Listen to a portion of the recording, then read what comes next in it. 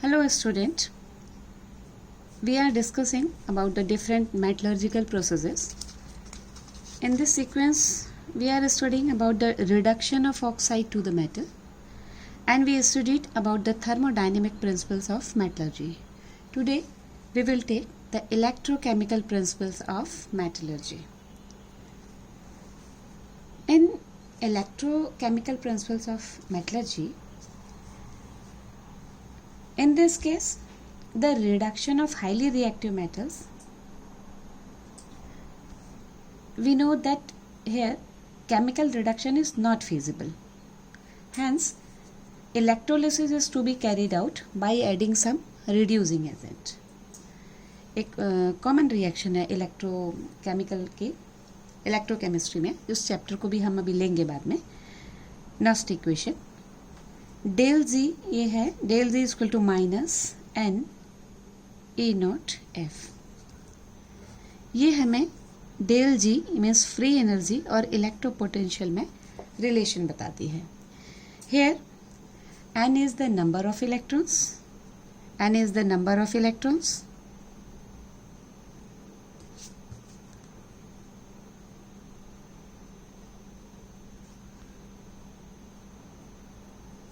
A is the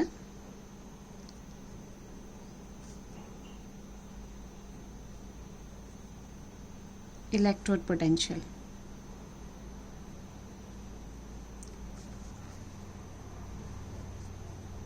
Electrode potential of the redox couple.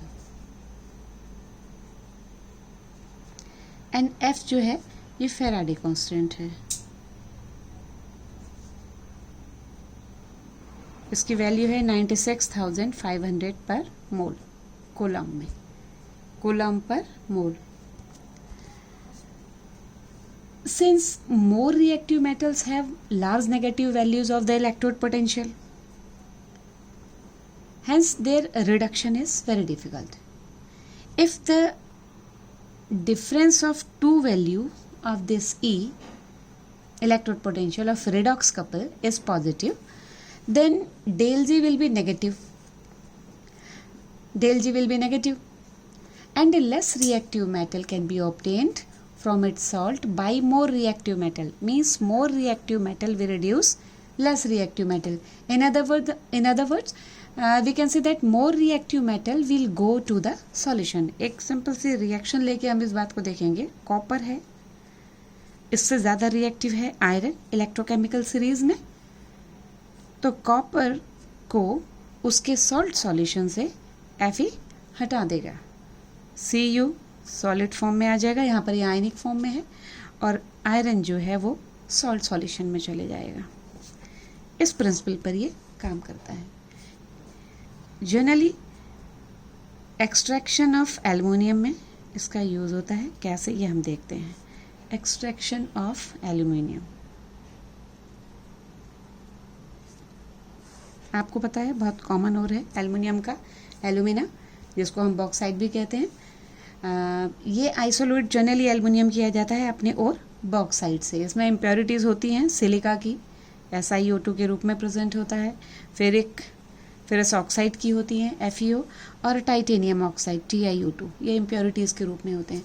फिर जब metallurgy में start करते हैं किसी भी एल्युमिनियम की, किसी भी मेटल की सबसे पहला काम है concentration of ore.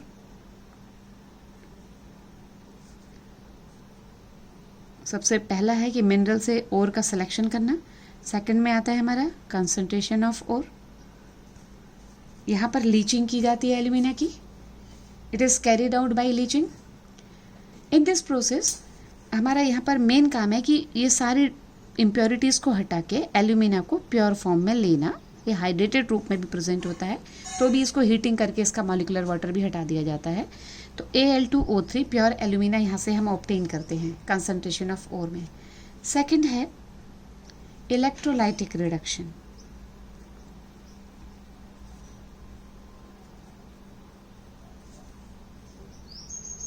Electrolytic reduction इसको हॉल्स प्रोसेस भी कहा जाता है, और इसको हम हॉल हेरोल्ड प्रोसेस भी कहते हैं. क्या तो हॉल्स प्रोसेस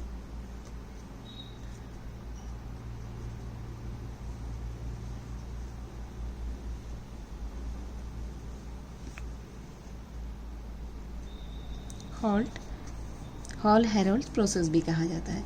क्या होता है in this process? Purified alumina is mixed with Na3Al(F6). Purified alumina हमने यहाँ कंसनट्रेट करके प्योरीफाइड रूप में ले लिया एल्यूमिना को, बॉक्साइट एल्यूमिना ले लिया हमने प्योरीफाइड रूप में। अब हम इसको मिक्स करते हैं Na3Al(F6), ये कहलाता है क्रायोलाइट। और एग्जाम में क्वेश्चन पूछा जाता है, क्रायोलाइट का फॉर्मूला लिखने के लिए आता है आधे 1 नंबर का क्वेश्चन। Na3Al(F6) क्रायोलाइट कहलाता है। सोडियम एल्यूमिनियम हेक्साफ्लोराइड या फ्लोरिस्पार CaF2, इसको फ्लोरिस्पार कहते हैं, याद रखिए ये फॉर्मूले। फ्लोरिस्पार या कैल्शियम फ्लोराइड। फ्लोरिस्पार पूछा जाएगा आपसे, कैल्शियम फ्लोराइड का फॉर्मूला लिखने के लिए नहीं आएगा, क्योंकि ये तो लिख देंगे बच्चे। फ्लोरिस्पार याद रखिए, कैल्शियम फ्लोराइड कहा जाता है। Cryolite is Na3Al(F6), that is sodium aluminium hexafluoride. ये हम इसमें मिलाएंगे एल्यूमिना में। क्यों मिलाएंगे? इसको मिलाने से ये इसका मेल्टिंग पॉइंट लोअर कर देगा। It lowers the melting point of alumina and what happens? It brings conductivity in the electrolytic cell. Book में आपके गिवन है, दिखाती हूँ आपको। इलेक्ट्रोलाइटिक सेल में NCERT की बुक में गिवन है आपका। इलेक्ट्रोलाइटिक सेल में ये लिया जाता है। आपको दिख रहा है कि इसमें स्टील है, स्टील वेसल है और इसमें कार्बन की लाइनिंग है। ये जो कार्बन की लाइनिंग है ये कैथोड का काम करेगी। कॉपर क्लैंप है और इसमें ग्रेफाइट की रॉड्स हैं। ये ग्रेफाइट की रॉड्स एनोड का काम करेंगी। सीरीज ऑफ ग्रेफाइट रॉड हैं, दीज एक्ट्स एज एनोड। ठीक, और ये जो स्टील वेसल है, इसमें जो कार्बन की लाइनिंग है ये कैथोड का काम करेंगी। क्या होगा? ओवरऑल रिएक्शन क्या है आपकी? 2Al2O3 एल्यूमिना है, कार्बन से रिएक्ट कर रहा है, कार्बन की लाइनिंग है जो कैथोड का काम कर रही है, एल्युमिनियम बन रहा है और CO2 रिलीज हो रही है इलेक्ट्रोलाइटिक रिडक्शन में। कैथोड में कौन सी रिएक्शन हो रही है? एल्युमिनियम इलेक्ट्रॉन से मिलकर के एल्युमिनियम में रिड्यूस हो रहा है इलेक्ट्रॉन गेन करके, इसका यहाँ रिडक्शन हो रहा है। और जो कार्बन है, एनोड में जो ऑक्सीजन रिलीज हो रही है वहाँ पर उस कार्बन से रिएक्ट करके कार्बन मोनोऑक्साइड और कार्बन डाइऑक्साइड बना रही है। कौन बना रहा है ये? The oxygen liberated at anode, it reacts with the carbon of anode producing CO and CO2। तो 1 किलोग्राम एल्युमिनियम के बनने में लगभग 0.5 kg ऑफ कार्बन बर्न हो जाता है यहाँ पर। तो इस तरह से इसके इलेक्ट्रोलाइटिक रिडक्शन से हमें एल्युमिनियम मिलता है। दूसरा है कॉपर का एक्सट्रैक्शन। कॉपर के एक्सट्रैक्शन में क्या होगा? It is extracted from low grade ore by hydrometallurgy. Solution बनाया जाता है और मेटल को लीच आउट किया जाता है यूजिंग एसिड और बैक्टीरिया। तो the solution which is containing Cu ions is treated with scrap iron और H2। या तो इसको H2 से ट्रीट किया जाता है, कॉपर रिड्यूस हो गया, और या फिर इसको हम Fe से भी रिड्यूस करते हैं। एक और रिएक्शन है, जो कॉपर आयंस आते हैं सॉल्यूशन में, अलग से लिखते हैं। कॉपर आयंस जो रिएक्शन में आते हैं Cu, एक तो आपने देखा है कि जो रिएक्शन है या तो उसको H2 से रिएक्ट किया जाता है, Cu के रूप में रिड्यूस हो जाएगा प्लस 2H+, या आयरन, स्क्रैप आयरन भी हम यहाँ पर लेते हैं, ये रिएक्शन करेगा Fe से, तो आपका रिड्यूस होगा कॉपर प्लस Fe सॉल्यूशन में। Next one is extraction by oxidation और रिडक्शन। इलेक्ट्रोलाइटिक रिडक्शन देखा, एक्सट्रैक्शन बाय ऑक्सीडेशन और reduction.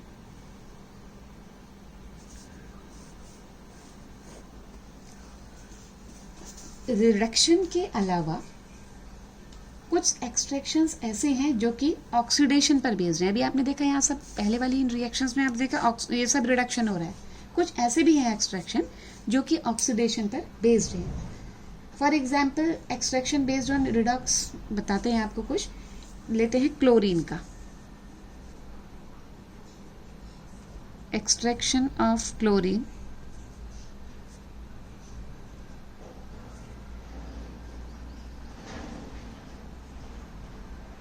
chlorine from brine. Sodium chloride NaCl के सॉल्यूशन कहलाता है ब्राइन. ये पढ़ा है आपने पहले 10th में. इसका 10% वहाँ दिया है, लेकिन 3 पॉइंट समथिंग से 26% तक का जो सॉल्यूशन है उसका सैचुरेशन जो उसका कंसनट्रेशन है वो अलग अलग हो सकता है. तो NaCl का सॉल्यूशन ब्राइन कहलाता है. क्लोरीन इससे एक्सट्रैक्ट होती है. अभी हमने इससे पहले देखा था रिडक्शन वाले, अब हम कुछ देख रहे हैं ऑक्सीडेशन वाले प्रोसेस.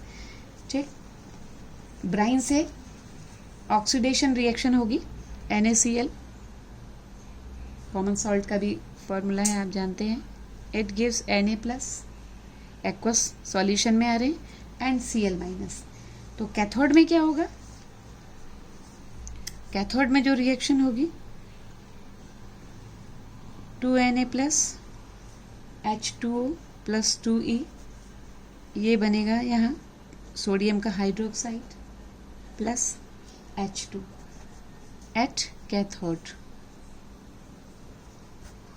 और एनोड में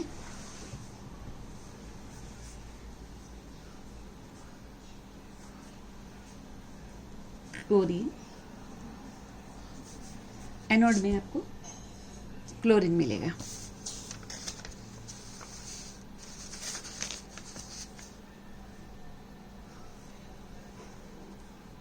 कैसे होगी reaction? 2Cl- plus 2H2, it gives 2OH- plus H2 plus Cl2. इसमें जो डेल जी है रिएक्शन की, जो फ्री एनर्जी है रिएक्शन की, वो है 422 किलोजूल पर मोल. ये करस्पॉन्ड करती है वोल्ट में -2.2. Naturally, then it will require an external EMF which is greater than 2.2 volt. But the electrolysis require an excess potential to overcome some other hindering reactions. The Cl2 is obtained by electrolysis, giving out H2 and aqueous NaOH as byproduct. एक process और भी है जिसको हम downs process कहते हैं. यहाँ पर हमको बाई प्रोडक्ट में H2 मिल रहा है और NaOH मिल रहा है. जो एक और प्रोसेस है जिसको हम डाउन्स प्रोसेस कहते हैं,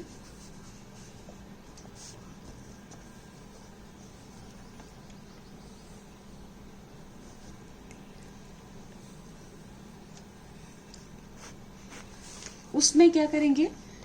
सोडियम क्लोराइड को इलेक्ट्रोलाइज किया जाएगा, सीधे मॉल्टन स्टेट में ले लेंगे. यहाँ पर हमने सोडियम क्लोराइड का सॉल्यूशन लिया था, ब्राइन जिसको हम कह रहे थे. इसमें हम क्या करेंगे? Sodium chloride is electrolyse to get sodium metal. यहाँ पर बाई प्रोडक्ट के रूप में सोडियम मेटल मिलेगा सीधे. NaCl लेंगे, हम सॉल्यूशन नहीं ले रहे, वहाँ पर हमने H2O लिया था, ब्राइन का सॉल्यूशन लिया था.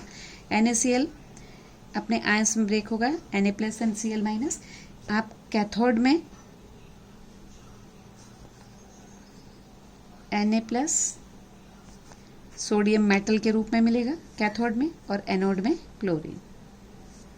2Cl-, Cl2 plus 2 electron. By product यहाँ पर सोडियम मेटल मिलेगा डाउन्स प्रोसेस में.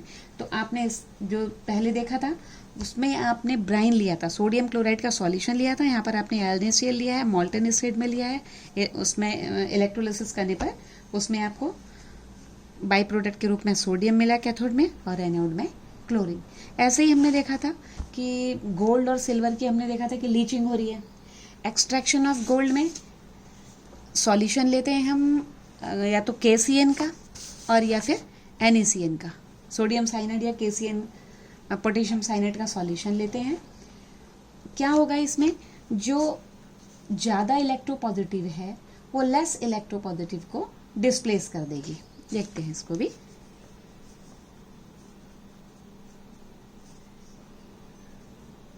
पूछा जाता है लीचिंग गोल्ड और सिल्वर की, extraction of gold and silver.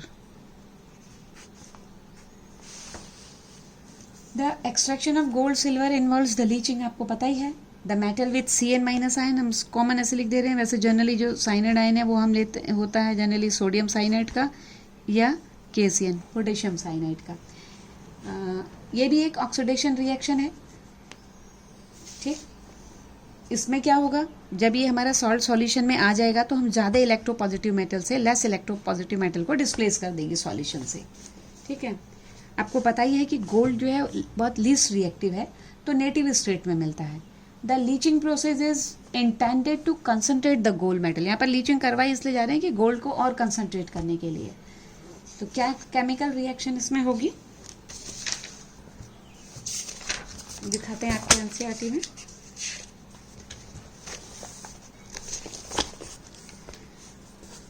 CN से रिएक्शन कर रहा है, मैंने बताया था साइनाइड आयन जो है NaCN या KCN के रूप में ले सकते हैं, और आपको यहाँ पर एक कॉम्प्लेक्स मिलेगा गोल्ड का। ठीक, और हमका आपको साइनाइड के रूप में कॉम्प्लेक्स मिल रहा है। फिर इस कॉम्प्लेक्स की रिएक्शन कराई जा रही है इससे ज़्यादा इलेक्ट्रोपॉजिटिव मेटल जिंक से। जिंक यहाँ का काम है, जिंक का वो Au को रिप्लेस कर देगा और खुद आ जाएगा। Au यहाँ अलग आ गया और जिंक इसको डिस्प्लेस करके सॉल्यूशन में इस रूप में खुद चले गया। तो जिंक का काम है यहाँ पर रिड्यूसिंग एजेंट का। जिंक यहाँ पर रिड्यूसिंग एजेंट के रूप में एक्ट कर रहा है। इसकी ओवरऑल रिएक्शन हम देखते हैं। गोल्ड है, ये रिएक्शन कर रहा है NaCN से। मैंने बताया साइनाइड आयन हम NaCN या KCN किसी के रूप में भी ले लेते हैं। सोडियम साइनाइड हमने लिया।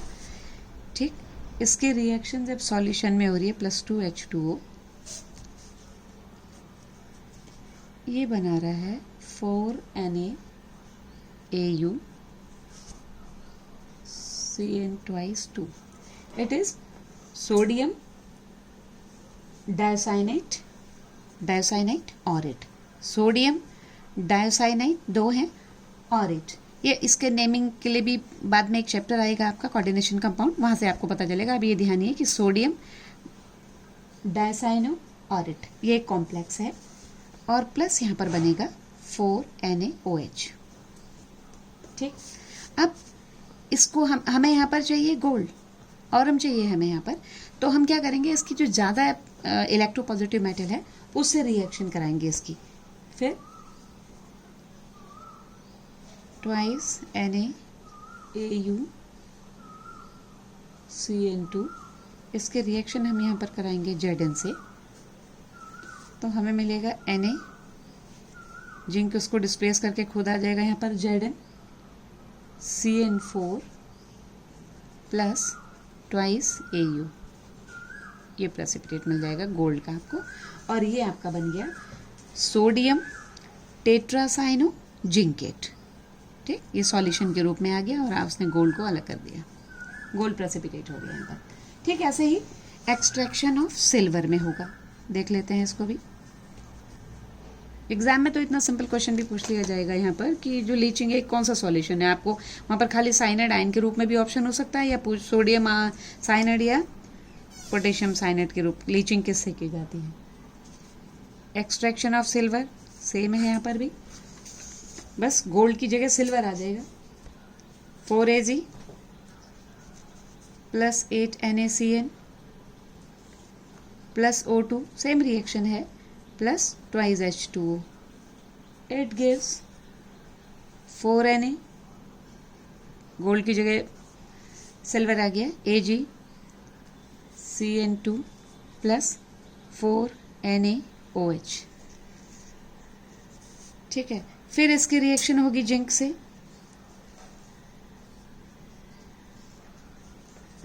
ये हम ले लेंगे आपका, ये रिएक्शन ले लेंगे ट्वाइस Na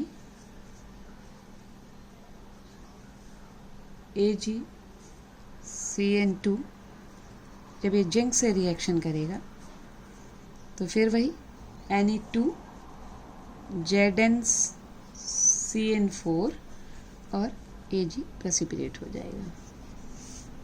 ठीक,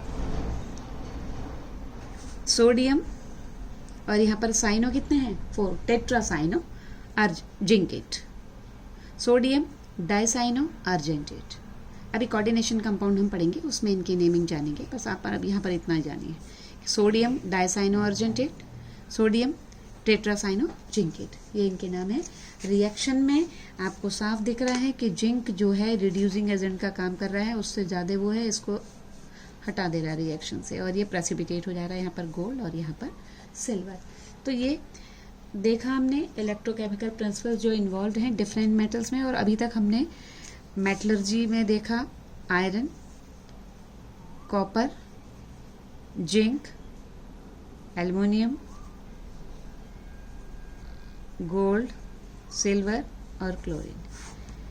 आपको डिटेल में दिया है आयरन का और सेकंड नंबर में कॉपर का, लेकिन आपको ये सब जानना है कि ये जो आपके कम से कम एनसीईआरटी के कोर्स में जो दी हैं इनमें डिफरेंट मेटलर्जिकल प्रोसेस में कंसंट्रेशन से लेकर के एक्सट्रैक्शन जब हम ऑक्साइड का करते हैं मेटल के रूप में, वहाँ पर किस में कौन से मेटलर्जिकल प्रोसेस अप्लाई हो रहे हैं और क्यों। लास्ट में एक छोटा सा आपका टॉपिक बचता है कि मेटल्स जो अब आपने ऑक्साइड के रूप में, मेटल ऑक्साइड से जो आपने मेटल अब यहाँ पर ले ली है लास्ट में, तो अब अभी भी इस मेटल में बहुत सारी इम्प्योरिटीज़ हैं। अब इन मेटल्स में जो इम्प्योरिटीज़ प्रेजेंट हैं, लास्ट हमारा काम रह जाता है उनकी रिफाइनिंग का। तो इसके बाद वाले वीडियो में हम उनकी रिफाइनिंग और इनके एप्लीकेशंस क्या क्या हैं, क्या क्या इन मेटल्स के यूज़ हैं, वो देखेंगे। Okay, thank you.